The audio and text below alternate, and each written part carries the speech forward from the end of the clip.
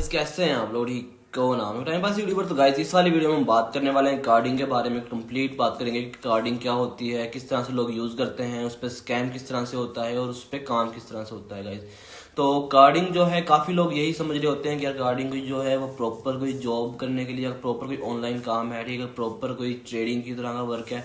तो इस तरह का गाइस ये कुछ भी नहीं है, ये टोटली ही आपका सामने एक स्कैम आ रहा है, ठीक है, जिसको लोग यूज कर रहे हैं आजकल। स्कैम भी बहुत हैवी किस्म का है, ठीक है। इसके अंदर लोग कहते हैं कि कोई आपको लॉस नहीं होता, कुछ इस तरह का कोई टाइप की चीज नहीं है। तो गाइस, इसमें बहुत सारे लोग जो लॉस होते हैं और रिस्क भी होते हैं, ठीक है, वो आपको आगे चल के खुद ही पता चल जाएगा जब मैं इन चीजों को थोड़ी सी डिटेल आपके साथ शेयर करूंगा, ठीक है।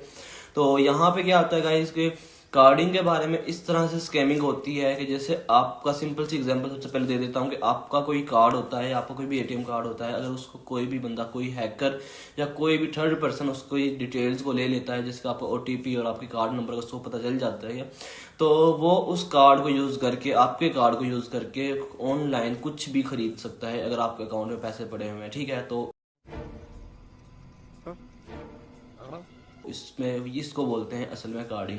तो लोगों को कार्ड्स किस तरह से मिलते हैं, इनको हैकर्स को, वो कहाँ से किस तरह से चोरी करते हैं इन चीज़ों को, उनके बारे में हम बात कर लें।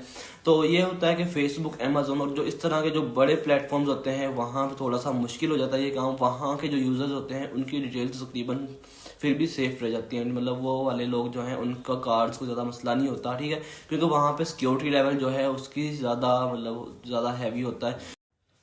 तो स्कैमर्स इस तरह से करते हैं कि जैसे ही आप किसी भी स्टोर या किसी भी दराज या किसी भी प्लेटफॉर्म से कोई भी चीज़ परचेज करते हो, आप वहां पे अपने कार्ड की डिटेल डालते हो, तो हैकर्स जो होते हैं उनके पास काफ़ी इस तरह के सोर्स होते हैं कि वो आपकी डिटेल्स को वहां से चोरी कर लेते हैं, ठीक है। मतलब काफ़ी जितने भी यूज़र्स वहां पे आते हैं तो वो उतने ही यूज़र्स की डिटेल्स को चोरी कर लेते हैं, ठीक है। पहला तरीका ये हो गया, वो इस तरह से चीज़ों, कार्ड्स की डिटेल्स को चोरी करते हैं, ठीक है, और उसके बाद डार्क वेब पे या कहीं पे भी वो बाद में इसको सेल कर लेते हैं, फिजिकल भी उनको मिल जाते हैं कस्टमर, ठीक है, या ऑनलाइन में वो डार्क वेब के ऊपर उनकी साइट्स होती हैं तो वो वहाँ पे उन चीज़ों को बाय या सेलिंग कर लेते हैं, ठीक है। तो वो वहाँ से ये सारा प्रॉपर जो स्कैम है वो करते हैं, ठीक है। दूसरा तरीका क्या हो गया कि जैसे कि यूएसए, अमेरिका और मतलब यूके हो गया, इन कंट्रीज के जो यूरोपियन कंट्रीज हैं उनमें जो स्टोर्स होते हैं, ठीक है, वहाँ पे लोग क्या करते हैं कि वहाँ पे कोई भी कोई ई कॉमर्स स्टोर के ऊपर जाता है फिजिकली भी बंदा, तो वो वहाँ पे कार्ड से पेमेंट करता है। वहाँ पे कैश ज़्यादा यूज़ नहीं होती, वहाँ पे लोग कार्ड से पेमेंट करते हैं हर जगह पे, ठीक है।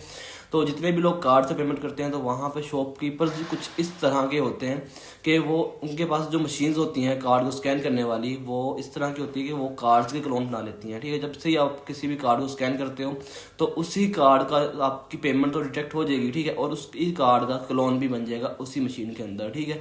तो इसका मतलब हो गया कि उस वाली कार्ड की डिटेल्स जो हैं वो सारी उस मशीन के अंदर आ गई हैं। तो इस तरह से भी कार्ड का सारी डिटेल आ जाती है। तो बाद में उस वाली डिटेल को यूज करके वो बंदा जो शॉपकीपर होता है वो उन कार्ड्स को या तो आगे किसी थर्ड पर्सन को सेल कर देता है पैसों से, मतलब कि उसने सपोज कर लें 10 कार्ड लिए हैं तो पर कार्ड को वो $100 में सेंड कर रहा है, मतलब वो सेल कर रहा है, ठीक है। उसने अपना प्रॉफिट जनरेट कर लिया शॉर्ट टर्म में।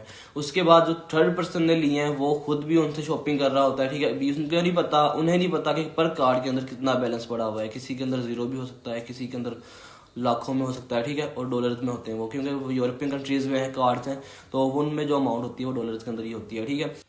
तो उसके बाद जब थर्ड पर्सन जो है वो भी कुछ उनमें से कार्ड यूज कर लेता है और कुछ को आगे वो भी सेल कर देता है, ठीक है। तो वो भी इस तरह से डार्क वेब पे या कहीं पे भी जाके उन कार्ड्स को सेल कर देता है, वो भी अपना प्रॉफिट बना लेता है। और उसके बाद जो लोग उसको सेल कार्ड्स को परचेज करते हैं वो उनसे शॉपिंग वगैरह करते हैं, तो वो भी उनसे अच्छी खासी चीज़ें वगैरह ले लेते हैं। जिससे कि मैंने आईफोन ऑर्डर कर लिया, ठीक है, मैं आईफोन लेने के बाद उसको किसी और को सेल कर दूंगा तो वो मेरा प्रॉफिट हो गया। इस तरह से ये काम करता है, इस तरह से लोग यहाँ पे स्कैम करते हैं, इस तरह से ये चीज़ें चल रही होती हैं। कार्डिंग कोई प्रॉपर काम नहीं है, ये कम्प्लीटली स्कैमिंग वाला काम है, ठीक है। कोई हैवी बंदे का या किसी भी इस तरह का स्कैम हो जाए जो किसी के रडार में आ जाए या कोई रिकॉग्नाइज कर ले उसको, तो ये अच्छा खासा आपके ऊपर इशू बन सकता है, आपके ऊपर कोई केस भी हो सकता है इस चीज़ के रिलेटेड, ठीक है।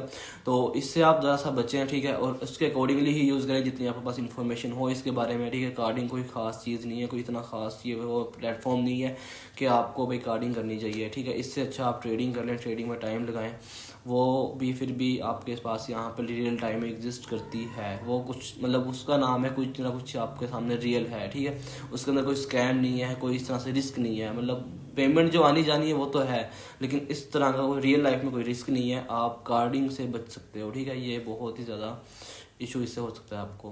तो होप सो आपको ये वाली वीडियो अच्छी लगी वीडियो को लाइक कीजिए, चैनल को सब्सक्राइब कर देना।